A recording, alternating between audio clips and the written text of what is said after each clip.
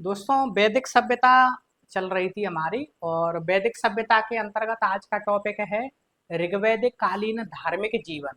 तो आज का टॉपिक क्या है? ऋग्वैदिक कालीन धार्मिक जीवन। तो आज हम ऋग्वैदिक काल के धार्मिक जीवन के विषय में जानेंगे।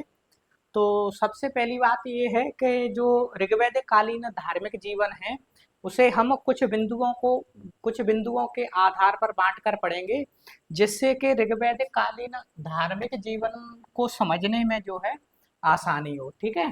तो सबसे पहला बिंदु है कि ऋग्वैदिक काल के जो लोग हैं वो प्रकृतिवादी हैं। ठीक है। तो पहली हेडिंग क्या है? प्रकृतिवादी। ठीक है। तो पहला बिंदु क्या है इसमें? प्रकृतिवादी। तो ऋग्वैदिक धर्म का जो स्वरूप है वो किस प्रकार का है? तो ऋग्वैदिक धर्म का स्वरूप वादी है। ऋग्वैदिक धर्म का स्वरूप कैसा है? तो प्रकृतिवादी है। तो ऋग्वैदिक काल के लोगों ने जब प्रकृति में होने वाली विभिन्न घटनाएं देखी, जैसे वर्षा हो रही है, आंधी आ रही है, तूफान आ रहा है, ठीक है, अग्नि है, तो इन सभी चीजों को देखने के बाद में भय या आश्चर्यवश के कारण जो है उन्होंने जो है प्रकृति की पूजा करना प्रारंभ कर दिया। ठीक है। तो जो ऋग्वैदिक काल के लोग हैं वो प्रकृतिवादी हैं।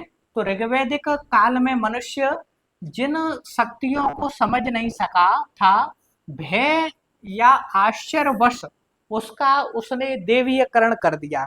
जैसे वर्षा अत्यधिक हुई तो उन्होंने देखा कि ये वर्षा कैसे हो रही है। ठीक है।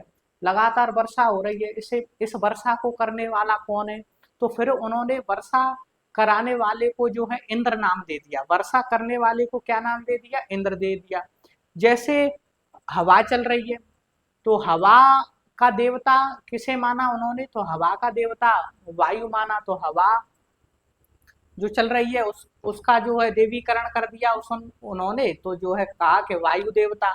ठीक है। इसी प्रकार से जो है आग जली देखी उन्होंने, तो आग के लिए आग का देवीकरण कर दिया, तो उन्होंने कहा कि अग्नि देवता है जी। ठीक है। इसी प्रकार से जब वो आप देखते होंगे बरसात के समय में जब वो बहुत भयंकर जो है आंधी और तूफान आते हैं, तो उन्होंने देखा कि जो है आंधी देवता भी है। तो आंधी का देवता किसे माना उन्होंने? तो मरुत को माना। ठीक है।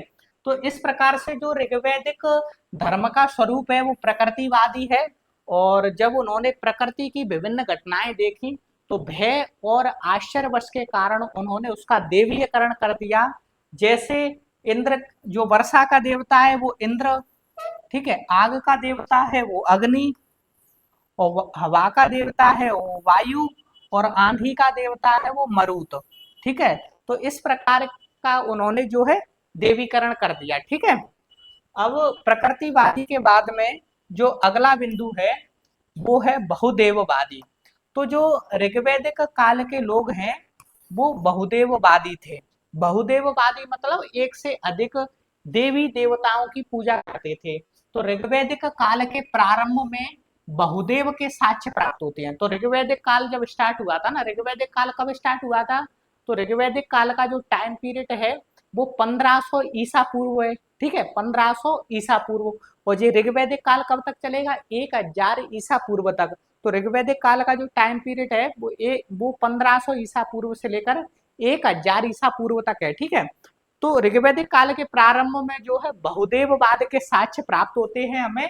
और बहुदेव का अर्थ क्या है? एक से अधिक देवी देवता। तो ऋग्वैदिक काल के जो लोग हैं वो एक से अधिक देवी देवताओं की जो है पूजा करते थे, या एक से अधिक देवी देवताओं में जो है विश्वास करते थे। ठीक है। हालांकि जो है इस काल के अंतिम चरण में जो है, मतलब ऋग्वैदिक काल के जब अंतिम चरण में देखेंगे तो ऋग्वेद का जो 10वां मंडल है उसमें पुरुष सूक्त है।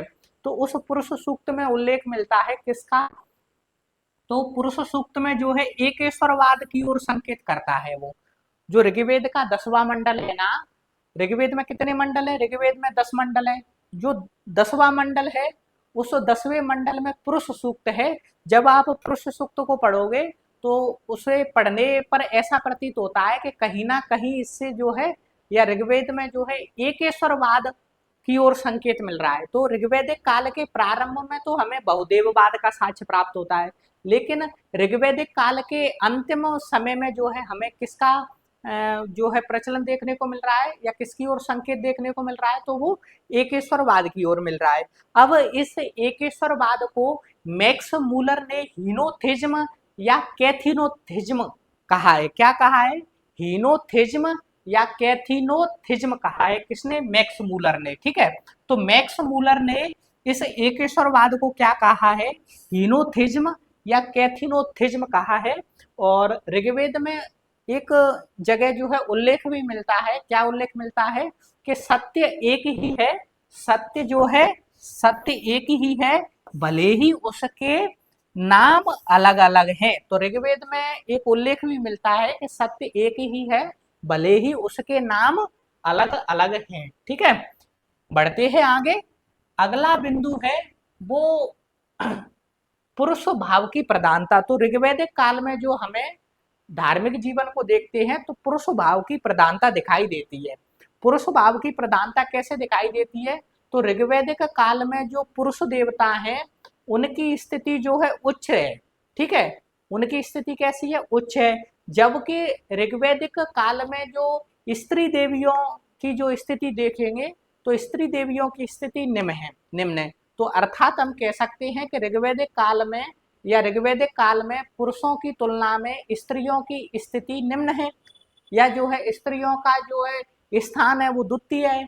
पुरुषों के बाद में स्त्री देवियों का स्थान जो है द्वितीय है। ठीक है, तो ऋग्वैदिक काल में पुरुष भाव की प्रधानता दिखाई देती है। ऋग्वैदिक काल में हमें पुरुष भाव की जो है प्रधानता दिखाई देती है, और इस काल में पुरुष देवताओं की तुलना में स्त्री देवियों का महत्व है वो दूसरा है। ठीक है, अगर हम एक उदाहरण के द्वारा समझे इसमें कि ऋग्वैदिक काल में पुरुष देवताओं की तुलना में स्त्रियों का द्वितीय स्थान है, वो किस प्रकार से है, तो ऋग्वेद में एक उदाहरण भी देखने को मिलता है कि इंद्र ने विपाशा, विपाशा क्या है? तो विपाशा नदी का नाम है।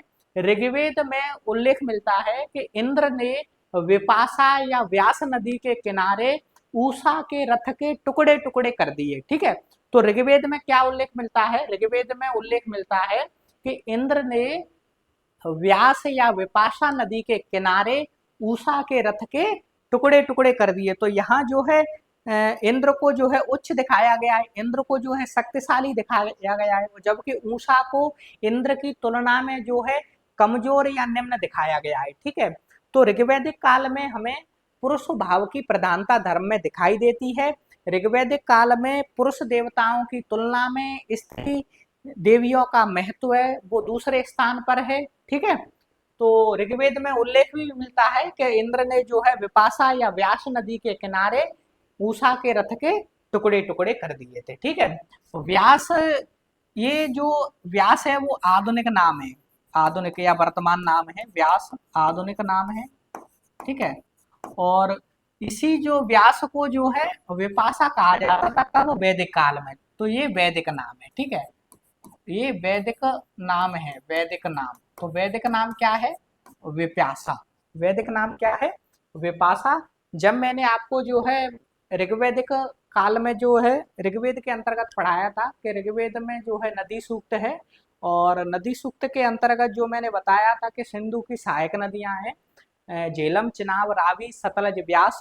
तो उनके जो है वैदिक काल में जो है ऐसे व्यास, व्यास को जो है विपाशा कहा जाता था, सतलज को सुतुद्री कहा जाता था। ठीक है, चिनाब को अस्किनी कहा जाता था। तो इस प्रकार से ये व्यास का जो है वैदिक नाम है विपाशा। ठीक है, जैसे मैंने बताया था आपको। ठीक है, अब आगे बढ़ते हैं, और अगला बिंदु है कि देवी देवताओं का वर्गीकरण।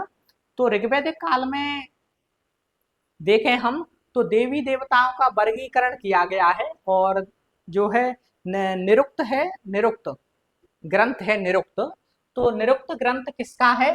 तो निरुक्त जो ग्रंथ है वो यास्क का है। ठीक है, तो यास्क ने अपने ग्रंथ निरुक्त में, यास्क ने अपने ग्रंथ निरुक्त में ऋग्वैदिक कालीन जो देवी देवताएं हैं उनकी संख्या कितनी बताई है? तो 33 बताई है। तो यास्क ने ऋग्वैदिक कालीन देवी देवताओं की संख्या कितनी बताई है? तो ऋग्वेदिक कालीन देवी देवताओं की संख्या 33 बताई है। ठीक है, ये आपसे पूछा जा सकता है कि जो निरुक्त है वो किसका ग्रंथ है? तो यास्क का है। ठीक है, तो यास्क ने अपने ग्रंथ निरुक्त में ऋग्वेदिक कालीन देवी देवताओं की संख्या कितनी बताई है? 33 बताई है। और इन देवी देवताओं का वर्गीकरण या इन देवी देवताओं को जो है 3 भागों में बांटा है। ठीक है, जैसे 3 भागों में कौन कौन से बांटा है? तो पहला है पृथ्वी का देवता या पृथ्वी के देवता, दूसरा है अंतरिक्ष के देवता, और तीसरे भाग में बांटा है आकाश के देवता। ठीक है, जैसे पहला है पृथ्वी लोक के देवता, ठीक है, दूसरा है अंतरिक्ष लोक के देवी देवता, और तीसरा है आकाश के देवी देवता। ठीक है, तो पृथ्वी लोक के देवी देवताओं में किन्हें रखा गया है? तो जैसे पृथ्वी, अग्नि, सोम, बृहस्पति, सरस्वती और अरण्यनी। ठीक है, कौन कौन रखा गया है पृथ्वी लोक के देवी देवताओं में? पृथ्वी, अग्नि, सोम, बृहस्पति और सरस्वती और अनन्य। ठीक है, जैसे ही जो है अंतरिक्ष लोक के देवी देवताओं में किसे रखा गया है? तो इंद्र, रुद्र, मरुत, वायु, पार्जन्य, आप। कौन कौन रखे गए हैं? इंद्र, रुद्र, मरुत, वायु, पार्जन्य और आप। जैसे फिर आगे जो देखें आकाश लोक के देवी देवताओं में किन्हें रखा गया है? तो आकाश लोक के देवी देवताओं में ध्यो। कौन? ध्यो, ये ध्यो है। ध्यो, ध्यो सूर्य, वरुण, मित्र, पूषण, विष्णु, उषा, अश्विन, सविता, अदिति, जो अदिति आदि को जो है आकाश लोक के देवी देवताओं में रखा गया है। तो ऋग्वेदिक काल में अगर देवी देवताओं के वर्गीकरण की बात करें तो यास्क ने अपने ग्रंथ निरुक्त में ऋग्वेदिक कालीन 33 देवी देवताओं का उल्लेख किया है, और इन देवी देवताओं को जो है 3 भागों में बांटा है। पहला पृथ्वी लोक के देवता, दूसरा अंतरिक्ष लोक के देवता, और तीसरा जो है किसके देवता? तो आकाश लोक के देवता। ठीक है, बढ़ते हैं आगे। और अगला पॉइंट है कि प्रमुख देवी देवता। तो ऋग्वैदिक कालीन जो प्रमुख देवी देवता हैं वो कौन कौन से हैं? तो ऋग्वैदिक काल के जो प्रमुख अगर देवी देवताओं की बात करें तो 3 प्रमुख देवी देवता हैं। उनमें एक इंद्र है, इंद्र के बाद अग्नि का स्थान आता है, अग्नि के बाद वरुण का स्थान आता है। ठीक है, तो इंद्र, अग्नि और वरुण ये ऋग्वैदिक कालीन सर्वाधिक महत्वपूर्ण देवता हैं, और इनमें जो सबसे महत्वपूर्ण देवता है वो इंद्र है। तो चलिए हम इंद्र पर ही चर्चा करते हैं। सबसे पहले ये सर्वाधिक महत्वपूर्ण देवता है ऋग्वैदिक कालीन। तो ऋग्वैदिक कालीन सर्वाधिक महत्वपूर्ण देवता कौन सा है? वो इंद्र है। ठीक है, तो इंद्र सर्वाधिक महत्वपूर्ण देवता है और सबसे शक्तिशाली भी है। ठीक है, या सबसे प्रतापी देवता भी है। ठीक है, तो सर्वाधिक महत्वपूर्ण देवता है, सर्वाधिक शक्तिशाली देवता है ये। ठीक है, अब जो ऋग्वेद में सूक्त मिलते हैं हमें, कितने सूक्त हैं ऋग्वेद में? ऋग्वेद में 1028 सूक्त हैं। ऋग्वेद में कितने सूक्त हैं? 1028 सूक्त। अब 1028 सूक्तों में से 250 सूक्तों में जो है इंद्र का उल्लेख मिलता है। ठीक है, किसका उल्लेख मिलता है? इंद्र का। तो ऋग्वेद में जो है सर्वाधिक सूक्त हैं वो इंद्र से संबंधित हैं, और इंद्र से संबंधित ऋग्वेद में कितने सूक्त हैं? तो 250 सूक्त हैं। ठीक है, तो ये पूछा जा सकता है कि इंद्र ऋग्वेद में इंद्र से संबंधित कितने सूक्त मिलते हैं? तो 250 सूक्त मिलते हैं। ठीक है, अब जो इंद्र है, कौन? इंद्र, इंद्र को जो है युद्ध और वर्षा का देवता कहा जाता है। युद्ध और वर्षा का देवता कहा जाता है इंद्र को। ठीक है, युद्ध का देवता क्यों कहा जाता है? तो युद्ध का देवता आप पढ़ोगे कि इंद्र को जो है पुरंदर भी कहा जाता है। तो पुरंदर का मतलब होता है किलों को तोड़ने वाला। पुरंदर का मतलब क्या होता है? किलों को तोड़ने वाला। तो इंद्र को जो है युद्ध का देवता कहा जाता है, वर्षा का देवता कहा जाता है। तो वर्षा कौन कराते हैं? तो इंद्र देवता कराते हैं। ठीक है, तो युद्ध और वर्षा का देवता किसे माना गया है? तो इंद्र को माना गया है। ठीक है, ये पूछा जाता है कि युद्ध का देवता किसे माना जाता है या किसे कहा जाता है? तो जो है इंद्र को, युद्ध का और वर्षा का। ठीक है, इसी प्रकार से इंद्र को जो है पुरंदर कहा जाता है। इंद्र को क्या कहा जाता है? तो इंद्र का नाम जो है पुरंदर भी है।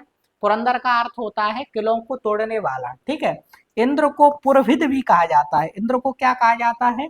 इंद्र को पुरभिद भी कहा जाता है। पुरभिद का मतलब होता है बादलों को भेदने वाला, बादलों को भेदने वाला। पुरभिद का अर्थ क्या होता है? बादलों को भेदने वाला। ठीक है, इसी प्रकार से जो है, इसी प्रकार से देखें हम तो इंद्र को सोमापा भी कहा जाता है। इंद्र को क्या कहा जाता है? सोमापा। सोम का मतलब क्या है यहाँ? सोम रस।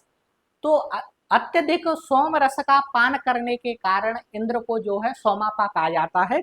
और ये सोम रस कहाँ मिलता है? तो मैंने बताया था कि हिमालय की मुजवंत चोटी पर यह सोम रस मिलता था, जिसका सेवन देवता लोग करते थे और आर्य लोग करते थे। ठीक है, कौन कौन करते थे? तो देवता लोग करते थे और आर्य लोग इस सोम रस का पान करते थे। ठीक है, तो इसमें मैंने बताया कि जो ऋग्वैदिक कालीन में सर्वाधिक महत्वपूर्ण देवता है, सर्वाधिक प्रतापी या सर्वाधिक शक्तिशाली देवता है इंद्र। इंद्र से संबंधित ऋग्वेद में 250 सूक्त हैं। इंद्र को जो है युद्ध का देवता कहा जाता है, वर्षा का देवता कहा जाता है, इंद्र को पुरंदर कहा जाता है, इंद्र को पुरोहित कहा जाता है और इंद्र को सोमापा कहा जाता है। क्या कहा जाता है? सोमापा कहा जाता है। ठीक है, और नाम देखें इंद्र के तो इंद्र को वृत्तासुर हंता कहा जाता है। इंद्र को क्या कहा जाता है? इंद्र को वृत्तासुर हंता कहा जाता है। इंद्र को क्या कहा जाता है? इंद्र को जो है वृत्तासुर हंता कहा जाता है। वृत्तासुर हंता का मतलब क्या है? वृत्तासुर राक्षस का वध करने वाला। वृत्तासुर राक्षस का वध करने वाला। तो वृत्तासुर राक्षस का वध किया था इंद्र ने, इसलिए इंद्र को जो है वृत्तासुर हंता कहा जाता है। ठीक है, इसके बाद इंद्र को जो है सतक्रति कहा जाता है। सतक्रति का अर्थ होता है 100 शक्तियों का स्वामी। सतक्रति का अर्थ क्या होता है? 100 शक्तियों का स्वामी। ठीक है, इसके बाद देखें कि इंद्र को जो है मदवान भी कहा जाता है। मदवान माने दानी स्वभाव का, मदवान माने दानी। ठीक है, इंद्र को जो है गोपति भी कहा जाता है। इंद्र को क्या कहा जाता है? गोपति। गोपति का मतलब होता है गायों का स्वामी। गोपति का अर्थ क्या होता है? गायों का स्वामी। तो इंद्र को जो है वृत्तासुरंता कहा जाता है। इंद्र को क्या कहा जाता है? इंद्र को वृत्तासुरंता कहा जाता है। इंद्र को जो है गोपति कहा जाता है। इंद्र को सतकृति कहा जाता है। ठीक है, इंद्र को जो है विश्व का स्वामी कहा जाता है। इंद्र को जो है विश्व का स्वामी कहा जाता है। इंद्र को भुवन चक्षु कहा जाता है। भुवन चक्षु का मतलब होता है सूर्य के समान सभी चीज देख सकता है। ठीक है, इंद्र जो है सूर्य के समान सभी चीज देख सकता है, इसलिए जो इंद्र को क्या कहा गया है? तो इंद्र को भुवन चक्षु कहा गया है। क्या कहा गया है? भुवन चक्षु कहा गया है। और इंद्र को और क्या कहा गया है? तो इंद्र को फसलों का संरक्षक कहा गया है। इंद्र को फसलों का संरक्षक कहा गया है। और साथ ही इंद्र को जो है उर्वर जीत कहा गया है। उर्वर जीत का मतलब होता है उर्वर खेतों को जोतने वाला। उर्वर जीत का मतलब क्या होता है? उर्वर खेतों को जोतने वाला। तो आप देख सकते हैं कि इंद्र की उपाधियां या इंद्र के कितने नाम हैं, तो इससे अंदाजा लगा सकते हैं कि इंद्र ऋग्वैदिक कालीन जो है कितना महत्वपूर्ण देवता रहा होगा। इंद्र ऋग्वैदिक कालीन कितना महत्वपूर्ण देवता रहा होगा। तो इसलिए ऋग्वैदिक काल में जो है इंद्र सर्वाधिक महत्वपूर्ण देवता है, सर्वाधिक शक्तिशाली देवता है। इंद्र को वर्षा का देवता कहा जाता है। इंद्र को जो है युद्ध का देवता कहा जाता है। इंद्र को पुरंदर कहा जाता है, पुरभिद कहा जाता है, सोमापा कहा जाता है, वृत्तासुर हंता कहा जाता है, सतकृति कहा जाता है, गोपति कहा जाता है, फसलों का संरक्षक कहा जाता है, फसलों का संरक्षक कहा जाता है, उर्वर जीत कहा जाता है। क्या कहा जाता है? उर्वर जीत कहा जाता है। भुवन चक्षु कहा जाता है। क्या कहा जाता है? भुवन चक्षु कहा जाता है। विश्व का स्वामी कहा जाता है और गोपति कहा जाता है, मदवान कहा जाता है। ठीक है, तो इतने नाम जो है इंद्र के मिलते हैं। ठीक है, इसके बाद आगे देखें तो ऋग्वैदिक काल का जो दूसरा महत्वपूर्ण देवता है वो अग्नि है। ठीक है, तो ऋग्वेद में अग्नि से संबंधित कितने सूक्त हैं? तो 200 सूक्त हैं। ऋग्वेद में अग्नि से संबंधित कितने सूक्त हैं? तो ऋग्वेद में अग्नि से संबंधित जो है, ऋग्वेद में अग्नि से संबंधित 200 सूक्त हैं। ठीक है, अब ऋग्वेद का जो पहला मंत्र है वो अग्नि देवता को समर्पित है। ऋग्वेद का पहला मंत्र किस देवता को समर्पित है? अगर आपसे पूछा जाए कि जो ऋग्वेद का पहला मंत्र है वो किस देवता को समर्पित है, तो ऋग्वेद का पहला मंत्र अग्नि देवता को समर्पित है। तो इस प्रकार से जो ऋग्वेद का पहला मंत्र ही जो है अग्नि को समर्पित है। इससे आप अंदाजा लगा सकते हो कि अग्नि का महत्व ऋग्वेदिक काल में कितना है। ठीक है, अग्नि का महत्व ऋग्वेदिक काल में कितना है, क्योंकि ऋग्वेद का जो प्रारंभ में जो या ऋग्वेद की जो स्टार्टिंग में ही देखें तो पहला मंत्र जो है अग्नि ही है। ठीक है, इसके बाद अग्नि देवता को अगर देखते हैं तो अग्नि देवता को जो है मनुष्य तथा ईश्वर दोनों के बीच का जो है देवता कहा जाता है, क्योंकि जो है अग्नि के माध्यम से मनुष्य जो है ईश्वर या देवताओं से मुलाकात करता था। ठीक है, ईश्वर से मुलाकात करता था, इसलिए जो है इसे अग्नि को मध्यमा भी कहा गया है। अग्नि को क्या कहा गया है, तो अग्नि को मध्यमा भी कहा गया है। तो अग्नि देवता मानवों व देवताओं के बीच मध्यस्थता का कार्य करता है। किसका कार्य करता है? मध्यस्थता का। मध्यस्थता का कैसे कि जो है स्तुति और प्रार्थनाएं करते हैं, पाठ करते हैं, तो आप देखते हैं कि हवन कुंड होता है, उसमें जो अग्नि प्रज्वलित रहती है और यव या जौ की आहुति देते हैं। यव कोई जौ कहा जाता है, तो यव या जौ की आहुति देते हैं और देवता लोगों से मुलाकात करते हैं। ठीक है, तो इस प्रकार से जो है अग्नि मनुष्य और देवताओं के बीच मध्यस्थ की भूमिका निभाती है, इसलिए जो है अग्नि को मध्यमा कहा जाता है। इसलिए अग्नि को क्या कहा जाता है, तो मध्यमा कहा जाता है। ठीक है, इसी प्रकार जो है अग्नि को जो है हर घर का अतिथि कहा जाता है, या हर घर की अतिथि। तो हर घर का अतिथि, ठीक है, हर घर का अतिथि किसे कहा जाता है? हर घर का अतिथि जो है अग्नि को कहा जाता है। किसको कहा जाता है? हर घर का अतिथि अग्नि को कहा जाता है, या अग्नि को और भी कहा जाता है घर घर का देवता भी कहा जाता है। अग्नि को जो है घर घर का देवता, क्योंकि अग्नि हर घर में प्रज्वलित होती है, इसलिए अग्नि को घर घर का देवता और हर घर का अतिथि कहा जाता है। अग्नि को धूमकेतु भी कहा जाता है। अग्नि को क्या कहा जाता है, तो अग्नि को जो है धूमकेतु भी कहा जाता है। और अग्नि में यव यानी जौ की आहुति देकर जो है मनुष्य देवताओं से जो है मुलाकात करते थे। ठीक है, तो अग्नि के बारे में हमने जाना। अग्नि के बारे में क्या जाना कि अग्नि ऋग्वैदिक काल का दूसरा महत्वपूर्ण देवता है। अग्नि से संबंधित ऋग्वेद में कितने सूक्त हैं, तो 200 सूक्त हैं। ठीक है, अब अग्नि है वो ऋग्वेद का पहला मंत्र ही अग्नि को समर्पित है। ठीक है, और अग्नि मनुष्य और देवताओं के बीच मध्यस्थता की भूमिका निभाती है, इसलिए अग्नि को जो है मध्यमा कहा गया है। अग्नि हर घर में प्रज्वलित होती है, इसलिए इसे घर घर का देवता कहा जाता है, हर घर का अतिथि कहा जाता है इसे, और अग्नि को धूमकेतु भी कहा जाता है। ठीक है, तो इतनी सारी चीजें जो है अग्नि के बारे में आपको जाननी है और याद रखनी है। इसके बाद में ऋग्वैदिक काल का जो तीसरा महत्वपूर्ण देवता है, वो तीसरा महत्वपूर्ण देवता है वरुण। तो ऋग्वैदिक काल का तीसरा महत्वपूर्ण देवता कौन सा है? वरुण है। और ऋग्वेद में वरुण से संबंधित कितने सूक्त हैं, तो ऋग्वेद में वरुण से संबंधित 30 सूक्त हैं। कितने? 30 सूक्त हैं। और वरुण को जल या समुद्र का देवता कहा जाता है। तो ये कई बार पूछा जाता है कि वरुण को जो है जल और समुद्र का देवता कहा जाता है। तो आपसे पूछा जा सकता है प्रश्न कि जल या समुद्र का देवता किसे कहा जाता है, तो 4 ऑप्शन दिए होंगे, तो आपको जो है वरुण पे निशान लगाना है। तो जल या समुद्र का देवता कौन है, तो वरुण है। ठीक है, इसके बाद हम देखें तो वरुण का एक नाम ऋतस्य गोपा भी मिलता है। तो वरुण का एक नाम क्या मिलता है, तो वरुण का एक नाम ऋतस्य गोपा भी मिलता है। और ऋत का अर्थ क्या होता है यहाँ? ऋत का अर्थ होता है, ऋत का अर्थ क्या होता है यहाँ, तो ऋत का अगर अर्थ देखें हम, तो ऋत का जो अर्थ है वो है प्राकृतिक नियम। प्राकृतिक प्राकृतिक नियम। ऋत का अर्थ क्या होता है, तो ऋत का अर्थ होता है प्राकृतिक नियम। तो इस प्रकार से ऋतस्य गोपा का अर्थ क्या होगा, तो ऋतस्य गोपा का अर्थ होगा नैतिक या प्राकृतिक नियमों का संरक्षक। क्या अर्थ होगा इसका? नैतिक या प्राकृतिक नियमों का संरक्षक। ठीक है, तो ऋतस्य गोपा का अर्थ क्या है? नैतिक या प्राकृतिक नियमों का संरक्षक। ठीक है, तो वरुण से संबंधित क्या पढ़ा? ऋग्वैदिक कालीन तीसरा महत्वपूर्ण देवता। ठीक है। ऋग्वेद में इससे संबंधित कितने सूक्त हैं? तो 30 हैं। और वरुण को जो है जल या समुद्र का देवता कहा जाता है। वरुण का एक नाम ऋतस्यगोपा भी मिलता है, और ऋतस्यगोपा का अर्थ क्या होता है?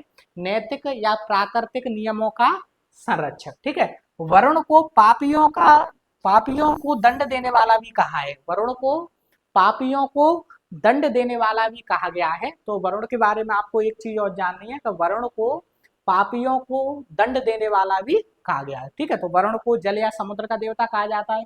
वरुण का एक नाम ऋतस्यगोपा भी मिलता है, और वरुण को पापियों को दंड देने वाला भी कहा है। और ऋग्वेद में वरुण से संबंधित कितने सूक्त हैं? तो 30 सूक्त हैं। और तीसरा सबसे महत्वपूर्ण देवता है ऋग्वैदिक काल का ये। ठीक है। आगे बढ़े। इसके बाद है वरुण को ईरानी ग्रंथ जिंद अवस्था में, ऐसे जो भारतीय ग्रंथ है वो ऋग्वेद है, ईरानी ग्रंथ है वो जिंद अवस्था है आर्यों का। ठीक है। तो मतलब आर्यों का भारतीय ग्रंथ कौन सा है? ऋग्वेद है। और बल्कि ईरानी ग्रंथ कौन सा है? जिंद अवस्था। तो ऋग्वेद में वरुण है, वही जो है जिंद अवस्था में वरुण को क्या कहा गया है? तो वरुण को कहा गया है अहुर मजदा। क्या कहा है? अहुर मजदा। तो अहुर मजदा कहा गया है। वहीं यूनान में इसे ओरनोज कहा गया है। किसे? वरुण को। तो आपसे पूछा जाए कि वरुण को जो है ईरानी ग्रंथ जिंद अवस्था में किसे कहा, क्या कहा गया है? तो अहुर मजदा कहा गया है। ठीक है। वहीं जो है यूनान में क्या कहा जाता है? तो यूनान में ओरनोज कहा जाता है। ठीक है। तो जो ऋग्वैदिक कालीन जो वरुण है, अगर उससे देखें हम तो उसके जो लक्षण हैं वही लक्षण हमें ईरानी ग्रंथ जिंद अवस्था के अहुर मजदा से मिलते हैं। ठीक है। तो इसकी जो है तुलना की गई है। वरुण की तुलना ईरानी जो ग्रंथ है जिंद अवस्था उसमें किससे की गई है? तो अहुर मजदा से की गई है। वहीं जो है यूनान में किससे की गई है? तो ओरनोज से की गई है। ठीक है। तो आपसे पूछा जा सकता है इस प्रकार से कि ईरानी ग्रंथ जिंद अवस्था में जो अहुर मजदा है वो भारतीयों का कौन सा जो है या उससे संबंधित तो कौन सा जो है देवता है? तो आपको निशान लगाना है वरुण है। ठीक है। इसी प्रकार से यूनान में वरुण को क्या कहा जाता है? तो यूनान में वरुण को ओरनोज कहा जाता है। ठीक है। अब ऋग्वेद में देखें तो ऋग्वेद में प्राय प्राय का अर्थ होता है अधिकांशतः, अधिकतर। तो ऋग्वेद में प्राय वरुण के साथ मित्र का उल्लेख मिलता है। ठीक है। तो ऋग्वेद में प्राय वरुण के साथ किसका उल्लेख मिलता है? तो मित्र का उल्लेख मिलता है। और जब साथ साथ उल्लेख मिलेगा तो साथ साथ रहेंगे भी। तो ऋग्वेद में वरुण और मित्र का निवास 1000 स्तंभों का महल माना गया है। किसे माना गया? 1000 स्तंभों का महल। तो ऋग्वेद में वरुण तथा मित्र का निवास 1000 स्तंभों के महल को माना गया है। ठीक है। इसी प्रकार से जो है वरुण के नाम मिलते हैं। वरुण को जो है सम्राट कहा जाता है, वरुण को स्वराट कहा जाता है, वरुण को क्षत्रिय कहा जाता है, वरुण को असुर कहा जाता है। ठीक है। तो आपसे पूछा जा सकता है कि असुर निम्नलिखित में से किस देवता को कहा जाता है? तो जो है वरुण को कहा जाता है। इस प्रकार से जो प्रश्न आएंगे तो वरुण, ये कौन है? ये वरुण है। ठीक है। वरुण। तो वरुण को सम्राट कहा जाता है, वरुण को स्वराट कहा जाता है, वरुण को क्षत्रिय तथा असुर भी कहा जाता है। ठीक है। तो इतने नाम मिल गए वरुण का। ठीक है। तो आगे बढ़े इससे। अब अगला बिंदु है सोम देवता। और सोम का उल्लेख जो है ऋग्वेद में मिलता है 120 सूक्तों में। ठीक है। कितने सूक्तों में? 120 सूक्तों में। तो अगर हम 9वें मंडल को देखें तो ऋग्वेद का 9वां मंडल है, उसमें कितने सूक्त हैं? तो उसमें 114 सूक्त हैं। तो ऋग्वेद के 9वें मंडल में कितने सूक्त हैं? 114 सूक्त हैं। तो ऋग्वेद का 9वां मंडल पूर्णतः सोम देवता को समर्पित है। माने 114 की 14 सूक्त हैं, 114 की 114 सूक्त जो है किस देवता को समर्पित है? तो सोम देवता को समर्पित है। ठीक है। तो ये तो रहा ऋग्वेद का 9वां मंडल। इसी प्रकार से 6 जगह और उल्लेख मिलता है ऋग्वेद में ही। तो इस प्रकार से ऋग्वेद में सोम देवता से संबंधित उल्लेख कितनी बार हुआ है? तो 120 बार। कितनी बार? 120 बार। तो ऋग्वेद में सोम से संबंधित सूक्त कितने हैं? तो कुल सूक्त पूछे ऋग्वेद में, अगर ऋग्वेद की बात करें तो ऋग्वेद में फिर जो है 120 सूक्त आएंगे। ठीक है। अगर 9वें मंडल की बात करें तो 9वें मंडल में 114 सूक्त हैं, क्योंकि जो 9वां मंडल है वो पूर्णतः सोम देवता को ही समर्पित है। ठीक है। इसके बाद हम देखें कि सोम को वनस्पति या औषधियों का अधिपति माना गया है। तो आपसे पूछा जा सकता है कि जो है किस देवता को औषधियों या वनस्पति का अधिपति माना गया है, तो सोम देवता को। और सोम मैंने बताया था कि जो सोमरस है वो कहाँ पर मिलता था, तो सोमरस हिमालय की मुजवंत चोटी पर मिलता था, ठीक है। और ऋग्वेद में हिमालय को क्या कहा गया है, तो ऋग्वेद में हिमालय को हिमवंत कहा गया है। हिमालय, ऋग्वेद में हिमालय को क्या कहा गया है, तो हिमवंत कहा गया है, हिमवंत, ठीक है। वही जो है हिंदू कुश को क्या कहा गया है, हिंदू कुश, हिंदू कुश को जो है मुजवंत कहा गया है, मुजवंत कहा गया है, ठीक है। तो ऋग्वेद में हिमालय को हिमवंत कहा गया है और हिंदू कुश को मुजवंत कहा गया है। और जो सोमरस है वो कहाँ मिलता था, तो सोमरस हिमालय की मुजवंत चोटी पर मिलता था, माने हिंदू कुश चोटी पर जो है मिलता था, ठीक है। इसके बाद आगे देखें हम, तो अगला है हिरण्यगर्भ। अगर हिरण्यगर्भ की बात करें तो हिरण्यगर्भ की उत्पत्ति है वो समुद्र मंथन से हुई थी। हिरण्यगर्भ की उत्पत्ति किससे हुई थी, तो हिरण्यगर्भ की उत्पत्ति समुद्र मंथन से हुई थी। और समुद्र मंथन हेतु जो है, अगर मथानी के रूप में बात करें तो मथानी के रूप में मद्रांचल पर्वत का प्रयोग किया गया था, जबकि रस्सी के रूप में वासुकी नामक सर्प का प्रयोग किया गया था। वासुकी जो सर्प है वो सर्पों का राजा था, ठीक है। सभी सर्पों जो होते हैं सांप वगैरह, तो सभी सर्पों का राजा था वासुकी। उसका प्रयोग जो है किसमें किया गया था, तो रस्सी के रूप में किया गया था। तो हिरण्यगर्भ की उत्पत्ति समुद्र मंथन से हुई है, ठीक है। और समुद्र मंथन हेतु मथानी के रूप में मद्राचल पर्वत तथा रस्सी के रूप में वासुकी नामक सर्प का प्रयोग किया गया था, ठीक है। अब हिरण्यगर्भ से विश्वकर्मा की उत्पत्ति हुई थी और यह ब्रह्मा की जो है प्रथम कृति मानी जाती है, ठीक है। तो हिरण्यगर्भ से किसकी उत्पत्ति हुई थी, तो हिरण्यगर्भ से जो है विश्वकर्मा की उत्पत्ति हुई थी, ठीक है। देखो हिरण्यगर्भ की उत्पत्ति है वो समुद्र मंथन से हुई है, ठीक है। और हिरण्यगर्भ से किसकी उत्पत्ति हुई थी, तो वो विश्वकर्मा की उत्पत्ति हुई है, ठीक है। दोनों समझ गए आप। तो हिरण्यगर्भ की उत्पत्ति है वो समुद्र मंथन से हुई है, ठीक है। और हिरण्यगर्भ से जो है विश्वकर्मा की उत्पत्ति हुई है, जो ब्रह्मा की जो है प्रथम कृति मानी जाती है। और समुद्र मंथन हेतु मथानी के रूप में जो है मद्रांचल पर्वत का प्रयोग किया गया था। वहीं रस्सी के रूप में वासुकी नामक सर्प का प्रयोग किया गया था। और ये वासुकी नामक सर्प है वो सर्पों का राजा था, ठीक है। बड़े आगे, इसके बाद में अगला बिंदु है आराधना की रीति को लेकर। आराधना की रीति को लेकर अगला बिंदु क्या है, आराधना की रीति को लेकर। तो ऋग्वैदिक काल में आराधना की जो प्रमुख रीति थी वो स्तुति पाठ करना तथा प्रार्थनाएं करना थी। क्या था, आराधना की प्रमुख रीति क्या थी ऋग्वैदिक काल में, स्तुति पाठ करना तथा प्रार्थनाएं करना। तो ऋग्वैदिक काल में जो आर्य लोग थे वो स्तुति पाठ करते थे, ठीक है, और प्रार्थनाएं करते थे केवल, ठीक है। हालांकि ऋग्वैदिक काल में जो है यज्ञ तथा कर्मकांडों का भी उल्लेख मिलता है, लेकिन यज्ञ और कर्मकांडों की तुलना में जो है यज्ञ और कर्मकांडों की तुलना में स्तुतियां और प्रार्थनाओं को जो है अधिक महत्व दिया गया है, ठीक है। और अगर जो है वैदिक साहित्य में अगर पूरे वैदिक काल को देखें तो वैदिक काल में ना तो जो है मूर्ति पूजा का साक्ष्य प्राप्त होता है, ना ही मंदिरों का साक्ष्य प्राप्त होता है। जैसे मैंने अगर मूर्ति पूजा की बात करें तो मूर्ति पूजा का साक्ष्य कहाँ प्राप्त होता है, बताओ। मूर्ति पूजा का साक्ष्य जो है कहाँ से प्राप्त हुआ है सर्वप्रथम, तो मैंने जब हड़प्पा सभ्यता पढ़ाई थी आपको, हड़प्पा सभ्यता या सिंधु सभ्यता, तो मैंने बताई थी कि जो मूर्ति पूजा का प्रारंभ है वो संभवतः हड़प्पा सभ्यता या सिंधु सभ्यता से माना जाता है। वहीं अगर मंदिरों की बात करें तो मंदिरों के साक्ष्य हमें गुप्त काल से दिखाई पड़ते हैं, ठीक है। तो मंदिरों के साक्ष्य हमें गुप्त काल में मिलते हैं। और वहीं मूर्ति पूजा का प्रारंभ कब से हुआ है, तो मूर्ति पूजा का प्रारंभ कब माना गया है, तो वो हड़प्पा या सिंधु सभ्यता में माना गया है। लेकिन मूर्ति पूजा और ना ही मंदिरों के साक्ष्य वैदिक साहित्य में नहीं मिले हैं, ठीक है, या जो है वैदिक काल में जो है नहीं मिले हैं, ठीक है। तो मूर्ति पूजा का जो प्रारंभ है वो मूर्ति पूजा का प्रारंभ देखें अगर,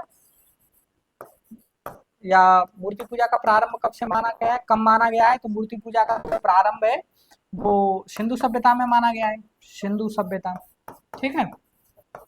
और वहीं जो है मंदिरों की बात करें, मंदिरों की बात करें तो वो गुप्त काल में देखने को मिलते हैं, ठीक है। तो मंदिरों के साक्ष्य जो है गुप्त काल में जो है वैदिक काल में जो है ना तो मूर्ति पूजा मिलती है ना ही मंदिरों के साक्ष्य मिलते हैं। ठीक है, तो इस प्रकार से आराधना की रीति की बात करें तो ऋग्वैदिक काल में आराधना की प्रमुख रीति क्या है? स्तुति पाठ करना तथा प्रार्थनाएं करना थी। ठीक है, हालांकि यज्ञ और कर्म कांडों का भी प्रचलन था, किंतु स्तुति एवं प्रार्थनाओं का महत्व अधिक था। ठीक है, बढ़ते हैं आगे। और इसके बाद धार्मिक उद्देश्य की बात करें तो ऋग्वैदिक काल के लोगों का धार्मिक उद्देश्य क्या है, क्या था, किस लिए जो है, किस उद्देश्य से वो धार्मिक कर्मकांडों से या धार्मिक चीजों से या धार्मिक क्रियाकलापों से जुड़े थे ऋग्वैदिक काल के लोग। ठीक है, तो यहाँ ऋग्वैदिक काल के धार्मिक उद्देश्य के बारे में देखें कि उनका उद्देश्य क्या था धर्म को लेकर। तो यहाँ धार्मिक उद्देश्य की बात करें तो यहाँ धार्मिक उद्देश्य क्या है? उन लौकिक है। ठीक है, क्या है? धार्मिक उद्देश्य क्या है? मुख्यतः लौकिक है, ना कि पारलौकिक। लौकिक का मतलब क्या है? लौकिक का मतलब इसी संसार से संबंधित है। पारलौकिक मतलब ऊपर ईश्वर की बात होने लगी है। ठीक है, स्वर्ग की बात होने लगी है, कहाँ जो है पारलौकिक आएगा। ठीक है, तो लौकिक विषय से संबंधित था धार्मिक जीवन इनका। ठीक है, धार्मिक उद्देश्य जो है लौकिक विषय से संबंधित था, पारलौकिक से नहीं था। और भौतिक सुख सुविधाओं की प्राप्ति हेतु ये लोग जो है धार्मिक क्रियाकलाप करते थे, धार्मिक उपासना करते थे ये लोग। किस लिए? भौतिक सुख सुविधाओं की प्राप्ति के लिए। जैसे ऋग्वैदिक काल में भौतिक सुख सुविधा क्या थी? जैसे युद्ध में विजय प्राप्त हो जाए हमें, ठीक है, अत्यधिक पुत्रों की प्राप्ति हो, अत्यधिक गायों की प्राप्ति हो, तो इस प्रकार की जो है भौतिक सुख सुविधाएं की प्राप्ति हेतु ऋग्वैदिक काल के लोग जो है धार्मिक चीजों से जो है जुड़े थे। ठीक है, तो धार्मिक उद्देश्य में क्या पढ़ा हमने कि ऋग्वैदिक काल में धर्म का प्रमुख उद्देश्य लौकिक है, ना कि पारलौकिक है। ठीक है, और भौतिक सुख सुविधाओं की प्राप्ति हेतु ये धार्मिक क्रियाओं से जुड़े थे। और अगला है कि जो भौतिक सुख सुविधाओं हेतु मतलब पुत्र की प्राप्ति अधिक हो, गायों की प्राप्ति अधिक हो और युद्ध में विजय हो। ठीक है, इस प्रकार से जो है ये लोग जुड़े थे। अब अन्य महत्वपूर्ण देवी देवताओं की बात करें ऋग्वैदिक काल में, अन्य महत्वपूर्ण देवी देवताओं की अगर बात करें हम, तो सबसे पहले है ध्यो। कौन? ध्यो। ऋग्वैदिक काल के अन्य महत्वपूर्ण देवताओं में कौन सा देवता है? ध्यो। ध्यो, तो ये ध्यो आर्यों का सबसे प्राचीन देवता है। अगर आपसे पूछा जाए कि आर्यों का सबसे प्राचीन देवता कौन है, तो वो ध्यो है। ठीक है, इसे पिता तुल्य माना गया है। इसे क्या माना गया है? इसे पिता तुल्य माना गया है और इसे वृषभ या बैल के रूप में दर्शाया गया है। तो ध्यो से संबंधित तीन चीजें याद रखनी है कि आर्यों का सबसे प्राचीन देवता, ठीक है, इसे वृषभ या बैल के रूप में दर्शाया गया है तथा इसे पिता तुल्य माना गया है। ठीक है, ध्यो को। अब पूषण की बात करें तो पूषण की बात करें तो पूषण पशुओं का देवता है। ऋग्वैदिक काल में पूषण पशुओं का देवता है और पूषण को जो है गोपालकों और पथ भ्रष्ट पशुओं का संरक्षक कहा जाता है। गोपालक मतलब क्या होता है? जो गायों को पालते थे, पशुओं को पालते थे, उन्हें गोपालक कहा जाता है। ठीक है, तो जो पूषण है उसे गोपालकों और पथ भ्रष्ट पशुओं का संरक्षक कहा जाता है। पथ भ्रष्ट पशु मतलब जो अपने पथ माने जो अपने ऐसे आवागमन होता है ना, पशु घर से निकलते हैं चरने के लिए और फिर वापस जो है घर लौट आते हैं, तो जो है भटक ना जाए, कहीं अपने पथ से भटक ना जाए, इसलिए पूषण को जो है पथ भ्रष्ट पशुओं का संरक्षक कहा जाता है। कहा जाता है कि ये जैसे पशु भटक जाते थे तो पूषण क्या करता था, उन्हें सही मार्ग पर लाकर जो है घर पहुंचाने का कार्य करता था पशुओं को। ठीक है, तो पूषण ऋग्वैदिक काल में पशुओं का देवता था। ठीक है, पूषण को गोपालकों और पथ भ्रष्ट पशुओं का संरक्षक कहा जाता है। वहीं उत्तर वैदिक काल में देखें तो पूषण शूद्रों के देवता हो गए। उत्तर वैदिक काल में पूषण शूद्रों के देवता माने गए हैं और पूषण के रथ को बकरा खींचा करता था। तो पूषण के रथ को कौन खींचा करता था? पूषण के रथ को बकरा खींचा करता था। ठीक है, अब इसके बाद हम पार्जन्य की बात करें। पार्जन्य बादलों का देवता था। तो ऋग्वैदिक काल में पार्जन्य कौन था? बादलों का देवता था। ठीक है, आपसे क्वेश्चन कैसे पूछा जाएगा? आपसे क्वेश्चन पूछ ले आर्यों का सबसे प्राचीन देवता कौन है, तो आप बता देना ध्यो। किसे जो है पिता तुल्य माना गया है, तो द्यौ को माना गया है। वृषभ या बैल के रूप में किसे दर्शाया गया है, तो दौ को दर्शाया गया है। ऋग्वैदिक काल में पशुओं का देवता कौन था, तो पूषण। ठीक है, गोपालकों और पथभ्रष्ट पशुओं का संरक्षक किसे कहा जाता है, तो जो है पूषण को कहा जाता है। वहीं अगर उत्तर वैदिक काल से पूछे कि उत्तर वैदिक काल से संबंधित पूषण किसके देवता माने गए, तो फिर वो शूद्र के देवता माने गए। पूषण के रथ को कौन खींचा करता था, तो पूषण के रथ को बकरा खींचा करता था। ठीक है, इसी प्रकार से पारजन्य की बात करें तो पारजन्य बादलों का देवता है। ठीक है, मरुत, मरुत आंधी का देवता है। मरुत किसका देवता है, तो मरुत आंधी का देवता है। और मरुत को जो है कुशल गायक कहा गया है। तो आपसे पूछा जाए कि निम्नलिखित में से किस वैदिक काल के देवता को जो है कुशल गायक कहा जाता है, तो कुशल गायक किसे कहा जाता है, मरुत को। ठीक है, तो मरुत आंधी का देवता है और मरुत को कुशल गायक कहा गया है। ठीक है, इससे आगे बात करें हम, और इसके आगे है बृहस्पति। तो बृहस्पति यज्ञ का देवता है। बृहस्पति यज्ञ का देवता है और बृहस्पति जी को आर्यों का पुरोहित माना जाता है। बृहस्पति जी को आर्यों का क्या माना जाता है, तो बृहस्पति जी को आर्यों का पुरोहित माना जाता है। ठीक है, तो ये बृहस्पति की बात रही। बृहस्पति में दो चीजें याद रखनी है आपको कि बृहस्पति यज्ञ का देवता है और बृहस्पति जी को आर्यों का पुरोहित माना जाता है। ठीक है, वहीं अगर विष्णु की बात करें तो विष्णु का उल्लेख ऋग्वेद में मिल रहा है, क्योंकि ऋग्वेद में एक जगह वर्णन मिलता है कि विष्णु ने अपने तीन पगों से संपूर्ण ब्राह्मण को लांग दिया था।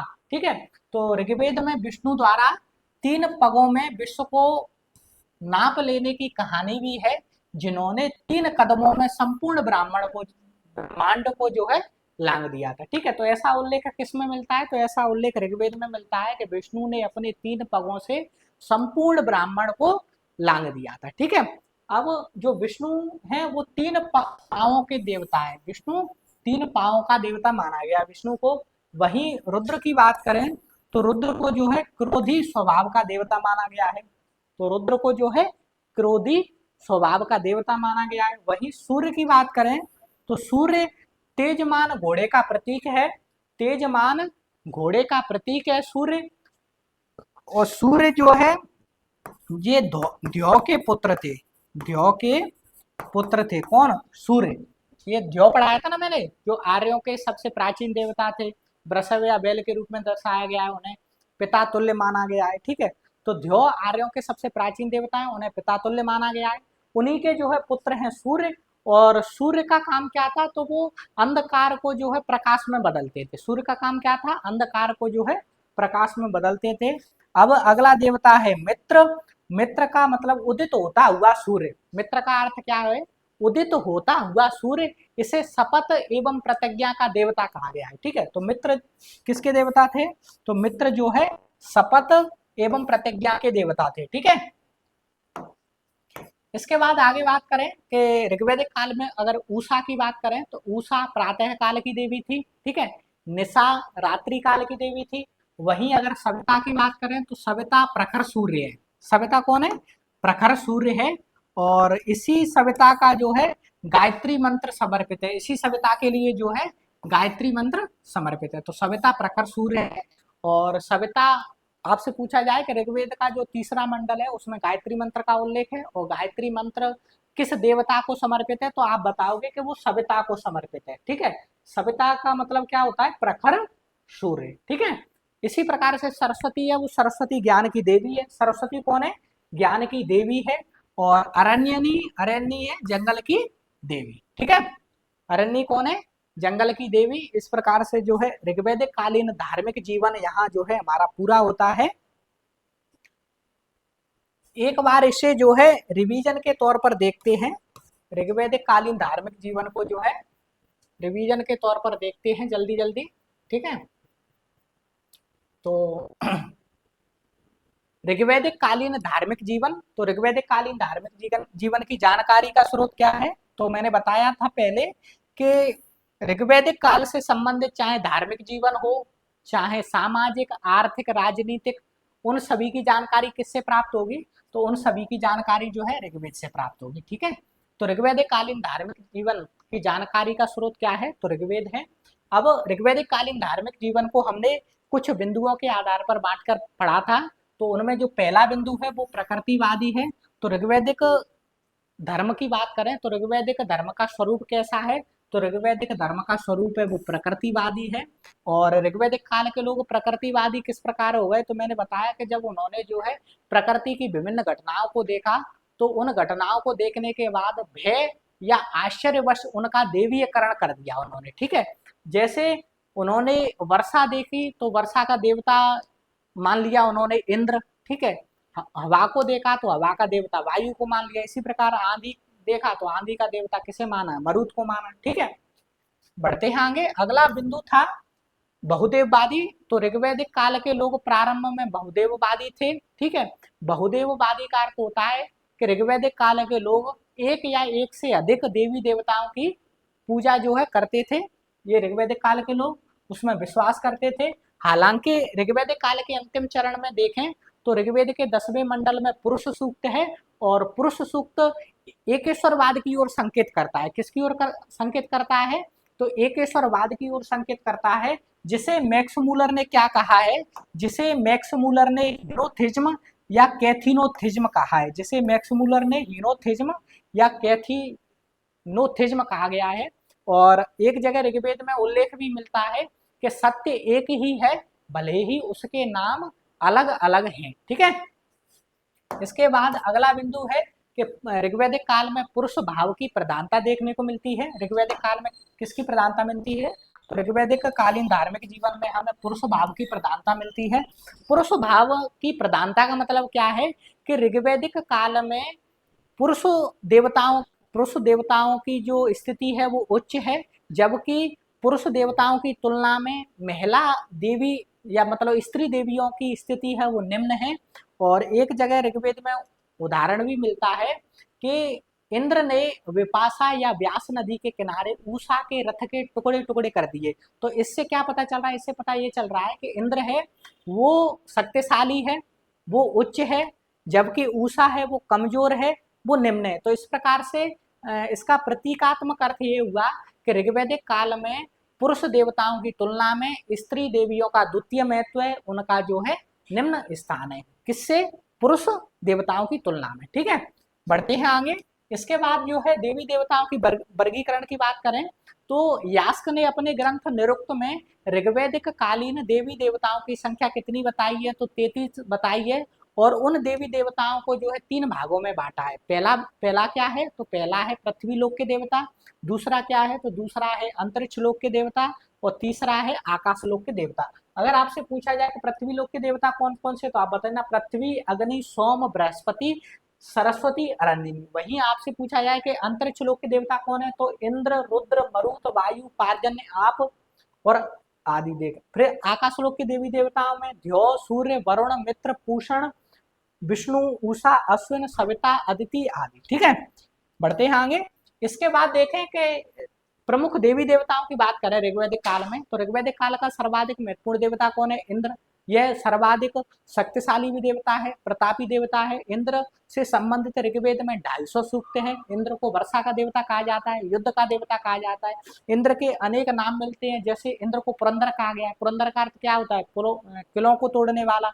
इंद्र को पुरविद कहा गया है। पुरविद का अर्थ क्या होता है, बादलों को भेदने वाला। इंद्र को सोमापा कहा गया है। सोमापा का अर्थ होता है अत्यधिक सोम रस का पान करने वाला। ठीक है, इसी प्रकार से इंद्र को वृत्तासुर अंता कहा गया है। वृत्तासुर अंता का अर्थ क्या होता है कि वृत्तासुर राक्षस का वध करने वाला। तो इंद्र ने जो है वृत्तासुर राक्षस का वध किया था। इसके बाद में इंद्र को सतक्रति कहा गया है। सतक्रति का अर्थ होता है 100 शक्तियों का स्वामी।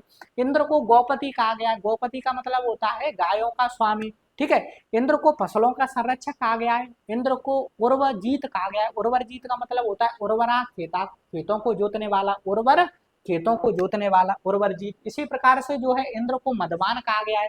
मदवान का अर्थ क्या होता है, तो दानी होता है। इसी प्रकार जो है इंद्र को विश्व का जो है स्वामी कहा गया है। ठीक है, बढ़ते हैं आगे।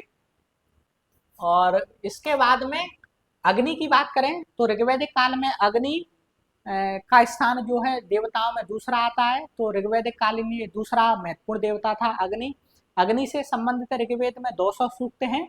और अग्नि पुरुषों और देवताओं के बीच मध्यस्थता की भूमिका निभाती थी, इसलिए इसे मध्यमा भी कहा गया है। तो अग्नि का एक नाम मध्यमा भी है।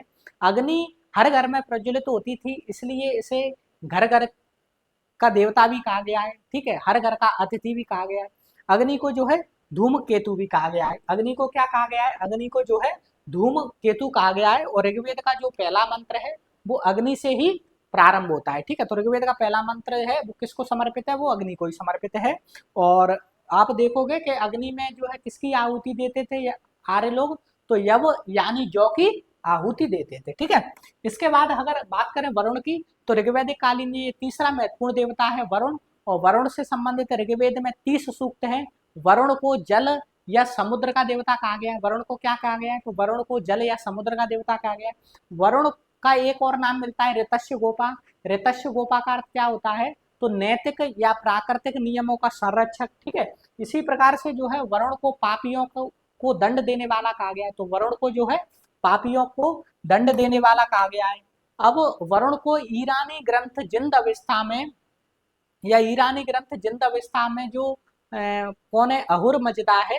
तो अहुर मजदा जो कार्य कर रहा है वही जो है वरुण कर रहा है। ठीक है, इसी प्रकार से वरुण को जो है यूनान में ओरनोज कहा गया है। तो वरुण को ईरानी ग्रंथ जिंद अवस्था में अहुर मजदा तथा यूनान में ओरनोज कहा गया है। ठीक है, इसी प्रकार से ऋग्वेद में अधिकतर देखोगे आप, जब ऋग्वेद का अध्ययन करोगे तो पता चलेगा कि वरुण के साथ मित्र का उल्लेख भी हो रहा है अधिकतर। तो ऋग्वेद में प्राय वरुण के साथ इन मित्र का जो है उल्लेख मिलता है। और जब साथ साथ उल्लेख मिलता है तो जो ये लोग वरुण और मित्र जो है साथ साथ जो है निवास भी करते थे। तो ऋग्वेद में वरुण और मित्र का निवास 1000 स्तंभों का महल माना गया है।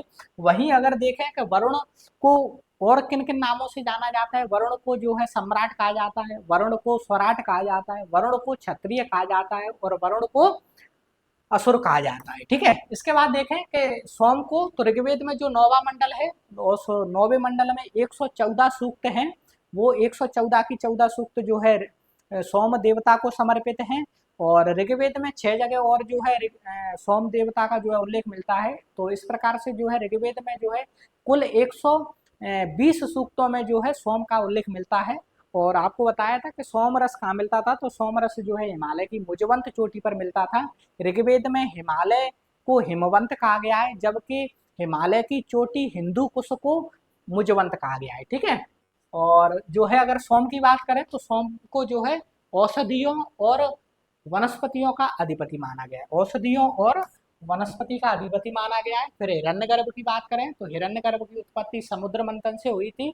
और समुद्र मंथन हेतु मथानी के रूप में मद्राचल पर्वत तथा रस्सी के रूप में वासुकी नामक सर्प का प्रयोग किया गया था। ठीक है, और हिरण्यगर्भ से जो है विश्वकर्मा का उद्भव हुआ था, जो ब्रह्मा की प्रथम कृति मानी जाती है। ठीक है, इसके बाद अगर आराधना की रीति देखें हम ऋग्वैदिक काल के लोगों की, तो आराधना की प्रमुख रीति है स्तुति पाठ करना और प्रार्थनाएं करना। हालांकि यज्ञ और कर्मकांडों का भी उल्लेख मिलता है, लेकिन यज्ञ और कर्मकांडों का महत्व है वो स्तुति और पाठों की तुलना में जो है कम है। ठीक है, मतलब स्तुति और प्रार्थनाओं का महत्व अधिक है। ठीक है, इसके बाद देखें हम कि क्या वैदिक साहित्य में मूर्ति पूजा और मंदिरों के साक्ष्य प्राप्त होते हैं? तो जो ऋग्वैदिक काल के लोग हैं वो प्रकृतिवादी हैं, बहुदेववादी है। वहाँ जो है मूर्ति पूजा का प्रचलन नहीं था, ना ही जो है मंदिरों के साक्ष्य प्राप्त हुए। जैसे मैंने हड़प्पा सभ्यता में बताया था कि हड़प्पा सभ्यता या सिंधु सभ्यता में मूर्ति पूजा का साक्ष्य प्राप्त होता है।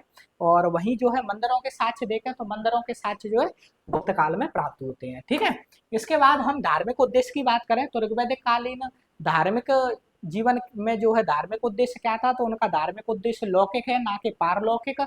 और यहाँ लौकिक का अर्थ क्या है? तो ऋग्वैदिक काल के लोग हैं वो भौतिक सुख सुविधाओं हेतु जो है उपासना करते थे।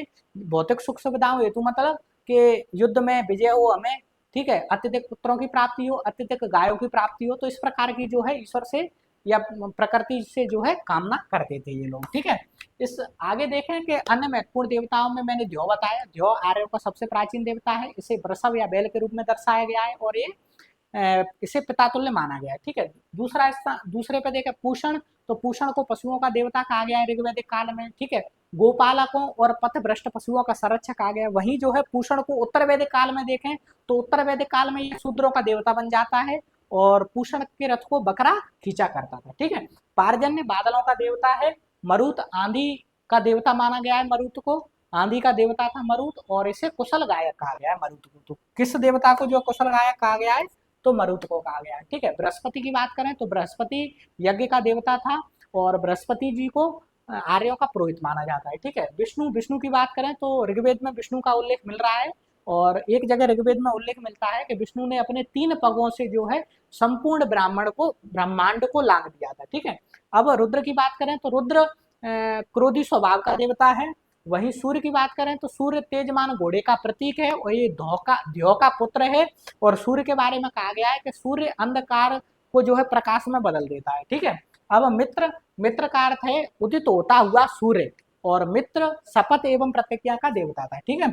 इसके बाद अब बात करें उषा, तो उषा जो है प्रातःकाल की देवी है। निशा जो है रात्रि की देवी है। सविता, सविता का अर्थ क्या है? प्रखर सूर्य। और जो ऋग्वेद में जो तीसरा मंडल है उसमें जो है गायत्री मंत्र का उल्लेख है, वो सविता को ही समर्पित है। और उस गायत्री मंत्र की रचना किसने की थी? तो विश्वामित्र ने की थी। ठीक है। सरस्वती ये ज्ञान की देवी है, और अरण्यनी ये जंगल की देवी है। ठीक है। तो इस प्रकार से जो है हमने आज ऋग्वैदिक कालीन धार्मिक जीवन जो है पूरी तरीके से पढ़ लिया है, और इससे जो है बाहर कहीं क्वेश्चन नहीं जाएगा, आप इतना ही पढ़ लीजिए, बहुत है। ठीक है। हालांकि जो है ये सभी महत्वपूर्ण परीक्षाओं के लिए है, चाहे जो है नीचे से लेकर ऊपर स्थल तक जो है किसी भी परीक्षा में जो है इतिहास से संबंधित कोई भी क्वेश्चन होगा वो अधिकांशतः जो है इससे बाहर नहीं जाएगा। ठीक है। तो आज की क्लास हम यहीं तक रखते हैं, और मिलते हैं अगली क्लास में। आज जो है यहीं तक। धन्यवाद।